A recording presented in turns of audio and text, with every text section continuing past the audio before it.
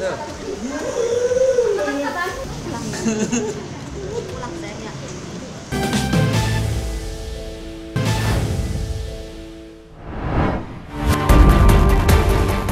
Kesabaran habis, Wika Salim seret sang mantan manajer ke polisi. Apa mau dikata, niat baik sudah ditebar, tapi sayang tak bersambut. Misi Wika Salim ingin menyelesaikan masalah penggelapan uangnya yang bernilai miliaran rupiah secara kekeluargaan, ternyata tak dibalas positif oleh IH, sang mantan manajer. Tak mau bertele-tele lagi, Wika pun ambil langkah tegas, menyeret IH ke polisi. Kesabaran Wika sudah habis, tak lagi ada belas kasihan, tak pula lagi ada kompromi. Dari kita juga sebetulnya udah memberikan kesempatan untuk secara kekeluargaan dan baik-baik. Ternyata sering berjalannya waktu dari pihak terlapor pun tidak ada menunjukkan benar-benar itikat baik untuk menyelesaikan secara kekeluargaan. Karena memang juga ini udah pertimbangan dan udah lumayan dikasih waktu yang lama, jadi ya memang ini udah keputusan aku dan juga keluarga. Tapi yang pasti hari ini Kak Wika udah bawa bukti dan juga beberapa saksi. Pasalnya di situ ada penipuan, ada penggelapan, dan juga ada pasal TPPU-nya. Wajar bila Wika Salim marah dan memendam rasa sakit hati, sebab baru kali ini dia merasakan pedih yang teramat sangat. Dikhianati dan dikibuli mentah-mentah oleh orang yang selama ini dipercayainya. Terhitung 3 tahun honor kerja keras Wika disikat oleh sang mantan manajer. Tak hanya harta dan uang yang hilang, namun mental Wika pun terserang karena kejadian ini, hingga berat badannya turun drastis. Kayaknya itu otomatis, karena kan pikiran mengalahkan segalanya. Aduh, nggak tahu kayak 2 kilo, 3 kilo kayaknya tulang juga mungkin kelihatan nih.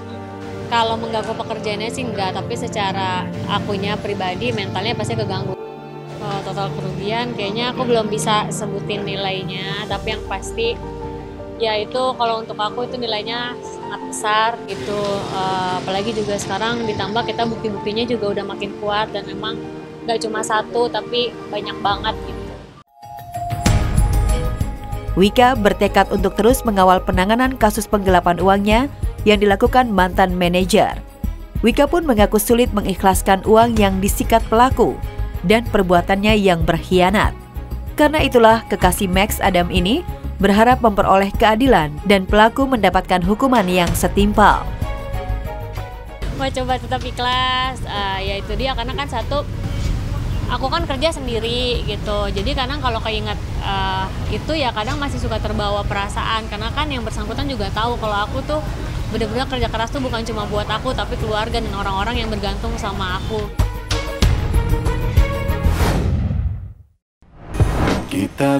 Usai rayakan anniversary di Tanah Suci, Citra Kirana terancam berbagi cinta suami. Satu kelebihan yang kamu pamerin, kelebihan sayang sama kamu. Yes.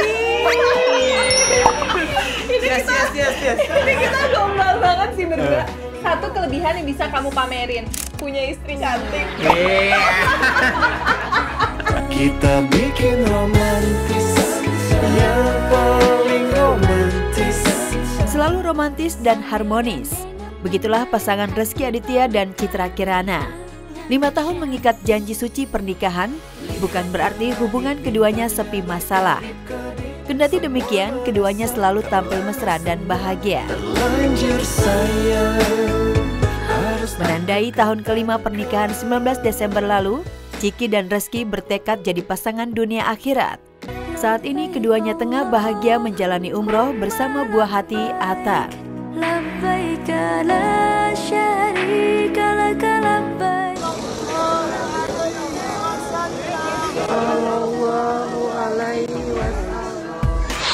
Atas nama cinta, hati ini tak mungkin terbagi. Dan di tengah lagi bahagia-bahagianya merayakan anniversary kelima pernikahan, ibadah bersama buah hati di Tanah Suci, kebahagiaan Citra Kirana dan Rezky Aditya terancam buyar. Cinta dan kasih sayang sang suami terancam terbagi. Hati ini tak mungkin terbagi. Pasalnya, Reski yang sudah berkali-kali berupaya melakukan perlawanan hukum atas tuduhan penelantaran anak. Akhir Januari ini, Reski Aditya bakal menjalani tes DNA sebagai pembuktian terakhir apakah dia ayah biologis Putri Weni Aryani. Dari Pak Reskinya sudah siap, sudah dikemas 100%. Ternyata belum siap aku.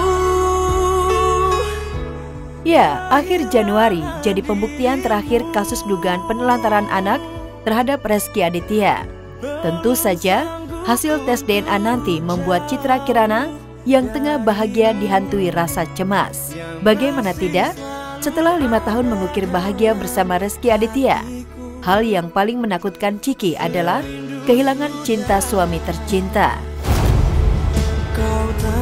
Mungkin salah satu ketakutan ya sama-sama saling takut ditinggalkan atau meninggalkan ya.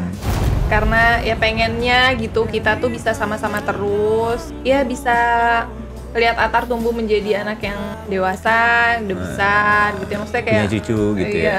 Tapi nggak apa-apa kan itu wish. doa. Iya pengennya, ya takutnya itu sih ditinggalkan atau meninggalkan.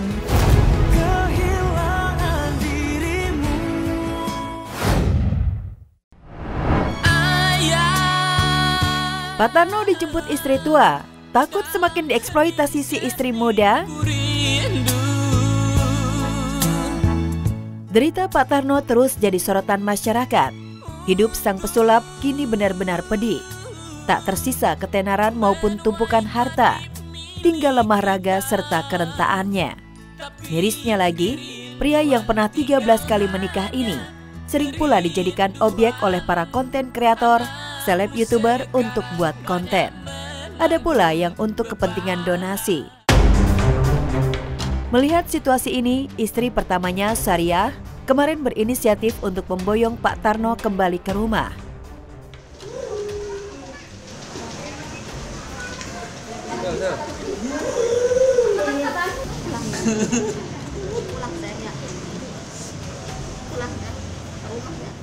Alhamdulillah nangis terus kayaknya girang banget ketemu sama istrinya pertama gitu, Ibu Sariah. Begitu sampai di rumah kontrakan Pak Tarno, Sariah dan ketiga anaknya menumpahkan unek-unek mereka di depan istri muda Pak Tarno.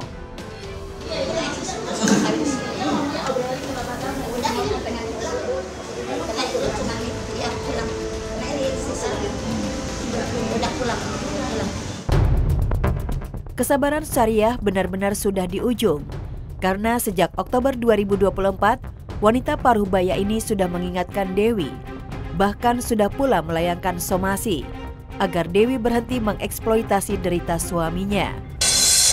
Namun teguran tak diindahkan, bahkan Dewi balik menuding Sariah dan anak-anaknya juga menikmati uang donasi, terutama dari rekan-rekan selebriti. Adanya kemunculan Bu Sariah, putra-putrinya berkaitan donasi, tidak benar itu. Justru kita kepingin memposisikan yang benar, ya. Jadi ternyata ya juga orang-orang yang mengatakan istrinya dan sebagainya ya tidak bisa membuktikan secara hukum. Sariah dan anak-anak punya misi baik, tak hanya untuk menghentikan eksploitasi, tapi juga agar Pak Tarno bisa fokus dengan pengobatan. Sayang, Gayung belum bersambut. Pak Tarno malahan menolak ikut pulang bersama Sariah dan anak-anaknya. Alasannya, sang pesulap masih jalani terapi. Benarkah karena terapi, atau justru terlanjur jatuh hati, hingga dalam kondisi apapun tak bisa jauh dari Dewi, si istri muda? Banyak ngebok, ngebok mau berobat. Orang kereta udah ngomong. Ya udah Bapak berobat aja. Terus berobatnya sama siapa? Sama Wahari. Sama Ati, sama Nanang, sama aku juga enggak diajak. Boleh, nggak apa-apa. Alhamdulillah kita sudah mendapatkan titik temu ya. Pak Tarno bersedia pulang, cuma tidak bersedia hari ini.